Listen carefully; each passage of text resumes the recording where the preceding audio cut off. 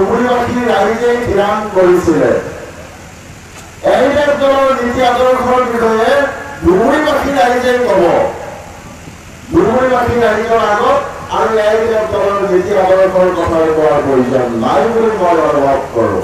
কিন্তু বিগত 13 বছৰ আগত আপোনালোকে যেতিয়া এৰিডাক দলৰ জন্ম দিছিলে, আজি এই দলে 13 বছৰ অতিক্ৰম কৰিলে আৰু এই 13 বছৰীয়া দীঘলীয়া সময়ত এই দলটোৱে আপোনালোকৰ কাৰণে কি কি কৰিলে এই কথাখিনি জনাৰ প্ৰয়োজনীয়তা নিশ্চয় আপোনালোকৰ আছে আৰু অধিকাৰ আছে। চৰকাৰ ৰাইজ,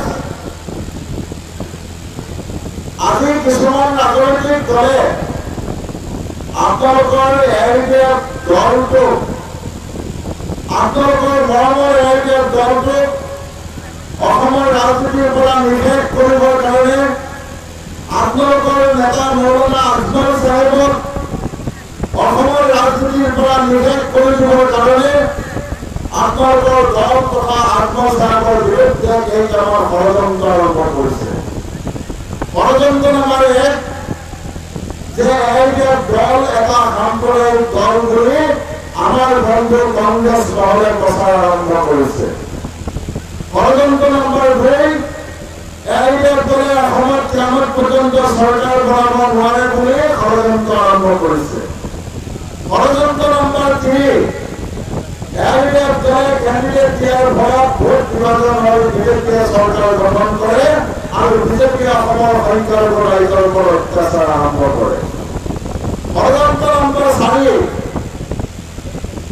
আজমল চাহেব অৰ্থাৎ এৰিডাক দল বিজেপিৰ পিডি। এই 4টা অপপ্ৰচাৰ আৰু ষড়যন্ত্ৰৰ জৰিয়তে আপোনালোকৰ ৰাজনৈতিক সংগ্ৰামখনত কংগ্ৰেছে নিষেধ কৰাৰ ষড়যন্ত্ৰ আৰম্ভ কৰিছে আৰু এই কংগ্ৰেছী বন্ধুসকলক মই আজিৰ তাৰিখত ইয়াৰ পৰা এই 4টা ষড়যন্ত্ৰৰ উত্তৰ দিব বিচাৰিছো। প্ৰথম ষড়যন্ত্ৰ আজমল চাহেব সাম্প্ৰদায়িক দল, আজমল চাহেব সাম্প্ৰদায়িক ব্যক্তি। আজিৰ তাৰিখত এইখন মঞ্চৰ পৰা মই সেইসকল ব্যক্তিক কওঁ, যদি বদৰুদ্দিন আজমল চাহেবে অসমৰ নিষ্পেষিত জনগোষ্ঠীৰ কথা অসম বিধানসভাৰ পাৰ্লিয়ামেণ্টত উত্থাপন কৰাটো যদি সাম্প্ৰদায়িকতা হয়, তেতিয়াহ'লে হয় আজমল চাহেব সাম্প্ৰদায়িক হয়। যদি বদৰুদ্দিন আজমল চাহেবে অসমৰ সংখ্যালঘু ৰাইজক কংগ্ৰেছে কৰা উৎপীড়ন আৰু অত্যাচাৰৰ প্ৰতিবাদ যদি অসম বিধানসভাৰ দিল্লীৰ পাৰ্লিয়ামেণ্টত উপস্থাপন কৰাটো যদি কংগ্ৰেছে সাম্প্ৰদায়িক বুলি ক'ব খোজে, তেতিয়াহ'লে হয় এৰিডাক দল তথা আজমল চাহেব সাম্প্ৰদায়িক হয়। যদি অসমৰ সংখ্যালঘু ৰাইজৰ শিক্ষাৰ কথা কোৱাটো, বৃহত্তৰ নামনি অসমত যদি ইউনিভাৰ্চিটি কৰাৰ কথাটো, বৃহত্তৰ নামনি অসমত মেডিকেল কলেজ, ইঞ্জিনিয়াৰিং কলেজ স্থাপন কৰাৰ কথাটো যদি অসম বিধানসভাৰ দিল্লীৰ পাৰ্লিয়ামেণ্টত উপস্থাপন কৰাটো যদি সাম্প্ৰদায়িকতাৰ লক্ষণ হয়, তেতিয়াহ'লে হয় আজমল চাহেব সাম্প্ৰদায়িক হয়। এছিয়াৰ ভিতৰত আটাইতকৈ ডাঙৰ গ্ৰাম্য হস্পিটেল আজমল চাহেবৰ হস্পিটেল, হাং হস্পিটেলৰ জৰিয়তে অসমৰ প্ৰায় 25 লক্ষ দুখীয়া মানুহক ফ্ৰী ট্ৰিটমেণ্ট কৰাটো যদি সাম্প্ৰদায়িকতা হয়, তেতিয়াহ'লে কংগ্ৰেছী বন্ধুসকলক কওঁ যে হয় আজমল চাহেব সাম্প্ৰদায়িক হয়। আৰু তেনে সাম্প্ৰদায়িকতা আজমল চাহেবে কৰি যাব, অসমৰ সংখ্যালঘু ৰাইজ আজমল চাহেবৰ লগত থাকিব। প্ৰশ্ন নম্বৰ 2, ষড়যন্ত্ৰ নম্বৰ 2 যে এৰিডাকে কেণ্ডিডেট দিয়াৰ ফলত ভোট বিভাজন হৈ বিজেপি জিকে। চৰকাৰ ৰাইজ, যেতিয়া আপোনালোকে 2005 চনত এৰিডাক দলৰ জন্ম দিছিলে, 2006 চনত এৰিডাক দলে অসমৰ 75টা বিধানসভা সমষ্টিত কেণ্ডিডেট দিছিলে আৰু তেতিয়া অসমত কংগ্ৰেছে চৰকাৰ গঠন কৰিলে। 2011 চনত আপোনালোকৰ এৰিডাক দলে 75টাৰ পৰা কমাই আনি 71টা সমষ্টিত কেণ্ডিডেট দিলে, অৰ্থাৎ 126টা সমষ্টিৰ ভিতৰত 71টা সমষ্টিত কেণ্ডিডেট দিলে। তেতিয়া অসমত কংগ্ৰেছে চৰকাৰ গঠন কৰিলে।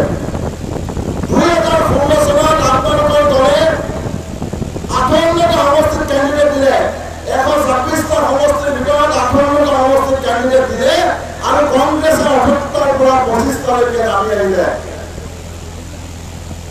উজনি অসমৰ 55টা সমষ্টিত এৰিডাকে কেণ্ডিডেট দিয়া নাছিলে আৰু সেই 55টা সমষ্টিৰ ভিতৰত 50টা সমষ্টিত কংগ্ৰেছ হাৰিছিলে।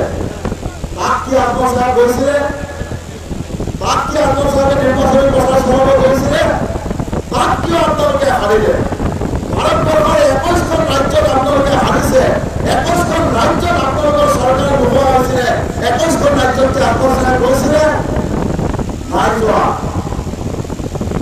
এইটো এটা অপপ্ৰচাৰ আৰু ষড়যন্ত্ৰ। আজি যেতিয়া 2019 চনৰ লোকসভা নিৰ্বাচন, তেতিয়া আত্মসাতে চিন্তা কৰিলে যে সাম্প্ৰদায়িক বিজেপি দলক ভাৰতবৰ্ষৰ পৰা উৎখাত কৰিবৰ কাৰণে, অসমৰ পৰা উৎখাত কৰিবৰ কাৰণে অসমৰ 14টা লোকসভা সমষ্টিৰ ভিতৰত মাত্ৰ 3টা সমষ্টিত আত্মসাতে কেণ্ডিডেট দিলে, য'ত আপোনালোকৰ দলৰ এমপি আগৰ পৰাই আছিলে ধুবুৰী, বৰপেটা আৰু কৰিমগঞ্জ। বাকী 11টা সমষ্টিত আপোনালোকৰ দলে কেণ্ডিডেট নিদিলে। এইকাৰণে কেণ্ডিডেট নিদিলে যাতে চেকুলাৰ ভোট বিভাজন হয়, বিজেপি কোনো কাৰণত যাতে ওলাই যাব নোৱাৰে, তাৰ প্ৰতি লক্ষ্য ৰাখি অসমৰ 11টা সমষ্টিত আত্মসাতে কেণ্ডিডেট নিদিলে। কিন্তু কংগ্ৰেছে সেই 11টা সমষ্টিত মনোনিৱেশ কৰা বাদ দি পেলাই অকল আত্মসাতৰ ধুবুৰী, বৰপেটা আৰু কৰিমগঞ্জত তেওঁলোকৰ সৰ্বশক্তি প্ৰয়োগ কৰি আছে। এইকাৰণেই যাতে অসমৰ ৰাজনীতিৰ পৰা এই দল তথা আত্মসাত বিচ্ছিন্ন হৈ যায়। আজি বদৰুদ্দিন আহমেদ সাহেবক এই ধুবুৰী সমষ্টিৰ পৰা নিষেধ কৰিবৰ কাৰণে কংগ্ৰেছ আৰু বিজেপিয়ে জয়ন্তী কেণ্ডিডেট দিছে, যৌথভাৱে কেণ্ডিডেট দিছে। আজি কংগ্ৰেছৰ যিজন কেণ্ডিডেট আছে মোৰ আবু তাহেৰ বেপাৰী চাহেব, তেখেতে আজি 1 বছৰ আগত বিজেপি জইন কৰিছিলে আৰু বিজেপি জইন কৰি তাৰ 1 বছৰ পিছত পুনৰ কংগ্ৰেছত আহিলে। কংগ্ৰেছত আহি এতিয়া এমপি টিকেট লৈ ধুবুৰীত প্ৰতিদ্বন্দ্বিতা কৰিব। বিজেপি জইন কাৰ হাতত ধৰি কৰিছিলে? হিমন্ত বিশ্ব শৰ্মাৰ হাতত ধৰি কৰিছিলে। আৰু সেইজন কোন হিমন্ত বিশ্ব শৰ্মা? যিজন হিমন্ত বিশ্ব শৰ্মাই কয় যে ধুবুৰী আৰু বৰপেটাত আহি তেখেতৰ ভাল নালাগে, যিজন হিমন্ত বিশ্ব শৰ্মাই কয় ধুবুৰী আৰু বৰপেটাত এজনো অসমীয়া মানুহে বাস নকৰে, যিজন হিমন্ত বিশ্ব শৰ্মাই কয় ধুবুৰী আৰু বৰপেটাত সকলো বাংলাদেশী মুছলমানে বাস কৰে, আৰু সেইজন হিমন্ত বিশ্বৰ হাতত ধৰি আবু তাহেৰ বেপাৰী ভাইয়ে বিজেপিত জইন কৰিছিলে। আৰু সেই বিজেপি হিমন্ত বিশ্বৰ আশীৰ্বাদত আজি আবু তাহেৰ বেপাৰী ভাইয়ে বিজেপি আৰু এনপিৰ জইণ্ট কেণ্ডিডেট হৈ, বিজেপি এনপি কংগ্ৰেছৰ জইণ্ট কেণ্ডিডেট হৈ আত্মসাতৰ বিৰুদ্ধে তেওঁ নিৰ্বাচনত প্ৰতিদ্বন্দ্বিতা কৰিছে। আকৌ বিজেপি আৰু এনপি লগ হৈ জাভেদ ইছলামক কেণ্ডিডেট দিছে। এনপি কোন হয়? এই এনপিৰ জন্মদাতা প্ৰফুল্ল কুমাৰ মহন্ত আছিলে, যি এনপিৰ শাসন কালত, যি এনপিৰ জন্মৰ সময়ত অসমৰ প্ৰায় 10,000 সংখ্যালঘু মানুহক দুষ্কৃতিকাৰীয়ে দিনৰ পোহৰত সুস্থভাৱে হত্যা কৰিছিলে।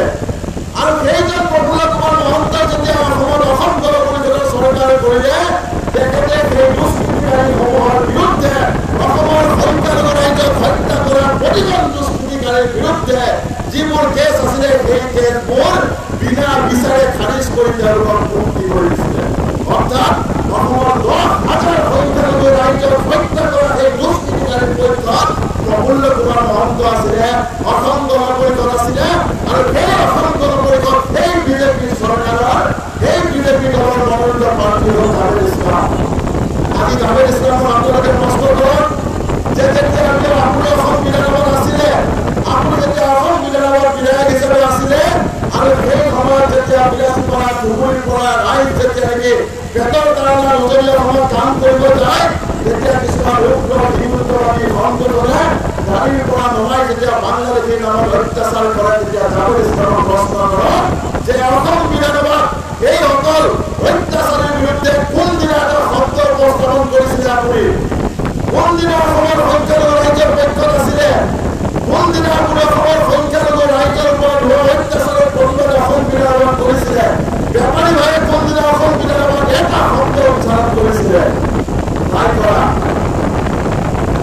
আজি সেইসকল ব্যক্তি আমাৰ প্ৰতিনিধি হ'বলৈ আহে, যিসকল ব্যক্তিয়ে অসম বিধানসভাৰ ৰাজনীতিৰ পাৰ্লিয়ামেণ্টত আমাৰ সমস্যা সমাধানৰ এটা কথা